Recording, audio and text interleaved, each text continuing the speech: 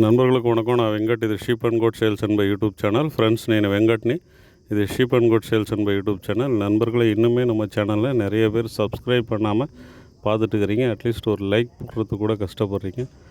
நண்பர்களை இது வரைக்கும் நீங்கள் நம்ம சேனலை சப்ஸ்கிரைப் பண்ணாமல் பார்த்துட்டு இருந்தீங்கன்னா மறக்காமல் சப்ஸ்கிரைப் பண்ணுங்கள். அதோட லைக் பண்ணுங்கள், உங்கள் நண்பர்களுக்கும் ஷேர் பண்ணுங்கள். கருத்து ஏதாவது இருந்தால் கமெண்ட்டில் சொல்லுங்கள். நண்பர்களே, இப்போ நம்ம பார்த்துட்டு இருக்கக்கூடிய இந்த குட்டிகளை நம்ம நெல்லூருக்கு தாண்டி ஒங்கோல் பக்கத்தில் போய் எடுத்தோம். மொத்தம் 85 குட்டி, மன்னிக்கணும், மொத்தம் 88 குட்டி. முதல்ல ஒரு 85 குட்டி எடுத்தோம், அப்புறம் ஒரு 3 குட்டி எக்ஸ்ட்ரா எடுத்தோம். மொத்தம் 88 குட்டி எடுத்தோம். விழுப்புரத்துக்கு பக்கத்துலேருந்து ஒரு நண்பர் வந்தார், அவருக்காக நம்ம எடுத்து கொடுத்தோம். இந்த குட்டிகளை நம்ம என்ன ரேட்டுக்கு எடுத்தோம், என்ன இடம் வந்ததுன்ற தகவல்களையெல்லாம் நம்ம பார்க்கலாம். அதுக்கு முன்னாடி நீங்கள் சப்ஸ்கிரைப் பண்ணோன்னே இந்த மாதிரி ஒரு ஸ்க்ரீன்ஷாட் வரும். இந்த ஸ்க்ரீன்ஷாட்டை எனக்கு வாட்ஸ்அப்பில் அனுப்பி வச்சுருங்க. உங்களை நான் சப்ஸ்கிரைபர் ப்ராட்காஸ்டிங் வாట్సాప్ గ్రూప్లో యాడ్ பண்ணிடுறேன். அது உங்களுக்கு యూస్ఫుల్గా இருக்கும். ఫ్రెండ్స్, మన వీడియోలో చూస్తూ ఉండే పిల్లలు మొత్తం 94. దీంట్లో నుంచి మనం ఒక 88 పిల్లలు ఎత్తినాము. నెల్లూరు దాటి ఒంగోలు పోయే రూట్లో ఒక విలేజ్లో పోయి మనం ఎత్తినాము. ఈ పిల్లలు మనం ఎంతకు ఎత్తినాము, ఎంత వెయిట్ వచ్చింది అనేది చూస్తాం. దానికి ముందు మీరు ఇంతదాకా మన ఛానల్ని సబ్స్క్రైబ్ చేయలేదంటే సబ్స్క్రైబ్ చేసుకోండి. పక్కన ఉండే బెల్ బటన్ని క్లిక్ చేసి దాంట్లో ఆల్ అనేదాన్ని ఎనేబుల్ చేసుకోండి. మీరు సబ్స్క్రైబ్ చేసిందే మరొక స్క్రీన్ వస్తుంది. దీన్ని స్క్రీన్ షాట్ ఎత్తి నాకు వాట్సాప్లో పంపించేయండి. మిమ్మల్ని సబ్స్క్రైబర్ ப்ராட்காஸ்டிங் வாட்ஸ்அப் குரூப்பில் ஆட் చేస్తారో அது మీకు யூஸ்ஃபுல்லாக ఉంటుంది. நண்பர்களே, இந்த குட்டிகளை பொறுத்த வரைக்கும் ஜோடி 15,400ன்னு எடுத்தோம். ஒரு குட்டி 7,700 ரூபா. நம்ம இது ஜோடி கணக்கில் தான் எடுத்தோம். ஆனால் வரும்போதே நம்ம வண்டியை எம்டி போட்டு வந்துட்டோம். குட்டிகளை ஏற்றின பிறகு லோடில் எடை போட்டோம். ஆவரேஜாக பார்த்திங்கன்னா உங்களுக்கு ஒரு குட்டி 18,800, ஏறக்குறைய 19 கிலோ வந்தது. பர் கேஜியில் கன்வெர்ட் பண்ணி பார்க்கும்போது 480 ரூபா ஒரு கிலோ அப்படின்ற மாதிரி வந்தது. இங்கே எல்லாமே ஒரிஜினல் ஒங்கோல் தெலுங்கானா ஹைப்ரிட் குட்டிகள். வெயிட் கெயின் நல்லாயிருக்கும். அது மட்டும் இல்லாமல் இந்த குட்டிகள் ஒன்று கூட 15 கிலோ கீழே இருக்காது. ஆவரேஜாக ஒரு 18,800ன்னு சொல்லும்போது இந்த குட்டிகளை பார்த்திங்கன்னா 22, 23 கிலோ வரைக்குமே ஒரு சில குட்டிகள் இருந்தது. ஆனால் மேக்ஸிமம் பார்த்திங்கன்னா 16, 17, 18, 19, 20 அந்த மாதிரி தான் இருந்தது. இந்த மாதிரி குட்டிகளை நீங்கள் எடுத்துகிட்டு போயிட்டு வளர்க்கும்போது குட்டிகள் கிறங்கி அதுக்கப்புறம் வெயிட் ஏறாது. டைரெக்டாக நம்ம எடுத்துகிட்டு போன இடையிலேருந்து அப்படியே வெயிட் ஏற ஆரம்பிச்சிடும். உங்களுக்கு 2 மாதத்துக்கு எல்லாமே ஒரு 30 கிலோ தாராளமாக வந்துடும் இந்த குட்டிகள். பொங்கல் வரைக்கும் நீங்கள் வச்சுருந்தீங்கன்னா இனிமேல் கூட நல்ல வெயிட் வரும். அந்த டைமில் நீங்கள் சரியில்லாத குட்டிகள்லாம் கழிச்சிட்டு நல்ல குட்டிகள் வச்சுருந்தீங்கன்னா பக்ரீத்துக்கு உங்களுக்கு நல்ல தோரணையோட குட்டிகள் கிடைக்கும். அந்த டைமில் நமக்கு நல்ல விலை போகும். நிறைய பேர் பக்ரீத்துக்கு 3 மாதம் இருக்கும்போது குட்டிகள் எடுத்து பக்ரீத்துக்கு வளர்க்க போகிறோன்னு சொல்லி வளர்ப்பாங்க. அந்த மாதிரி குட்டிகள் பார்த்திங்கன்னா பக்ரீத் டைமில் கொம்பு வெளியில் பெருசாக தெரியாது. பக்ரீத்துக்கு விலையும் போகாது. ஆனால் அந்த நேரத்துலையும் பார்த்திங்கன்னா மற்றவங்க பெரிய கடாக்களை விற்கிற அதே ரேட்டை இந்த கடாக்கள் சொல்லிகிட்ருப்பாங்க.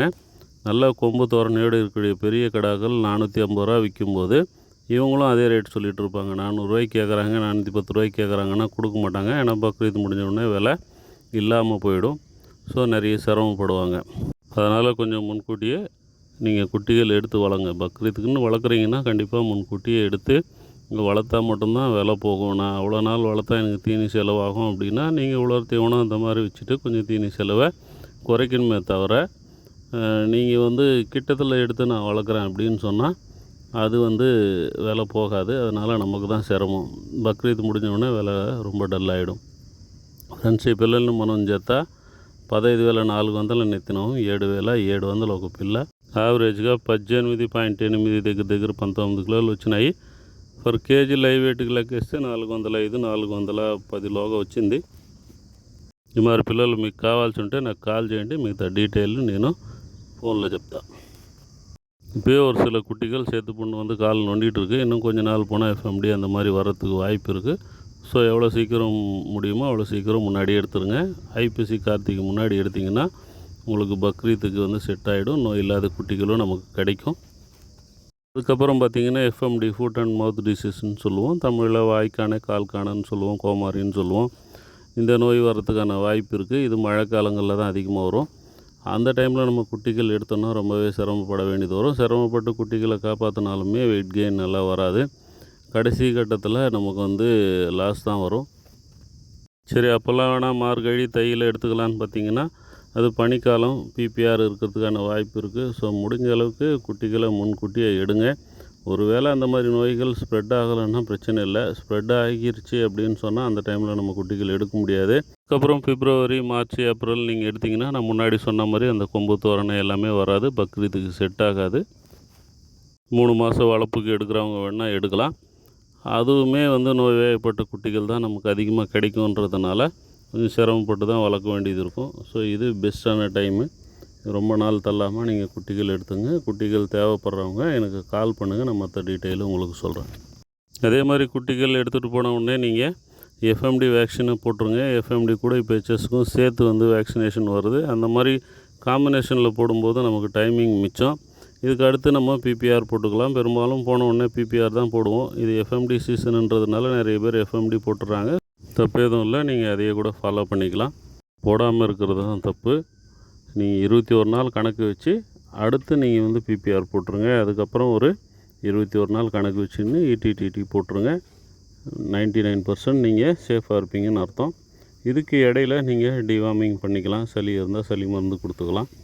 அதுக்கப்புறம் நீங்கள் வேக்சினேஷன் போடணுன்னு அவசியம் கிடையாது. ஏதாவது ஸ்ப்ரெட்டிங் டிசீஸ் இருந்ததுன்னு சொன்னால் இப்போது ப்ளூ டங்கு அந்த மாதிரி அம்மை அந்த மாதிரி ஏதாவது நோய் பரவிச்சுன்னா மட்டும் நீங்கள் அப்போ போட்டுக்கலாம்.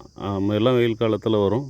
ப்ளூ டங்கு அதுவும் பனிக்காலங்களில் வரக்கூடியது தான். அந்த டைமில் நீங்கள் அதாவது பக்கத்து ஊரில் எங்கேயாவது இருக்குது அப்படின்னு சொன்னால் அந்த டைமில் அதுக்கான தடுப்பூசி போட்டுக்கலாம். மற்றபடி இதுவே போதும்.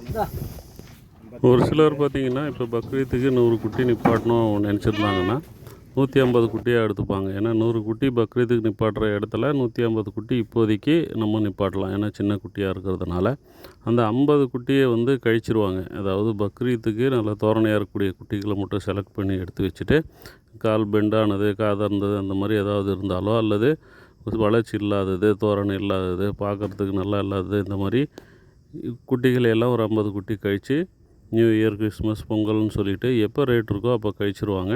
அதுக்கப்புறம் இருக்கக்கூடிய 50 குட்டிகளை நல்ல தரமான குட்டிகளை செலக்ட் பண்ணி பக்ரீத்துக்கு நிப்பாட்டிப்பாங்க. அப்போது அந்த குட்டிகள் நல்ல ரேட்டு போகும். இப்படி தான் பண்ணணும்னு ஒன்றும் இல்லை. இப்படியும் சில பேர் பண்ணுறாங்க. இதையும் நம்ம ஃபாலோ பண்ணிக்கலாம். ஒன்றும் தப்பு இல்லை. ஏன்னு சொன்னால் ஒரு லாட்டாக எடுக்கும்போது நம்மளுக்கு ரேட்டுமே குறையும். அதை வாங்கி நம்ம ஒரு 2 மாதம் 3 மாதம் வச்சுட்டு இந்த மழை காலங்களில் விற்கணும்னு சொல்லும்போது ரேட் இருக்காது. கிறிஸ்மஸ், நியூ இயர், பொங்கல் அந்த டைமில் பார்த்திங்கன்னா ரேட் இன்க்ரீஸ் ஆகும். அந்த டைமில் நீங்கள் கொடுத்துட்டு பேலன்ஸ் இருக்கிற குட்டிகளை நீங்கள் பக்ரீத் வரைக்கும் வச்சுருக்கலாம். நல்ல ரேட்டு பக்ரீத்துக்கும் போகும்.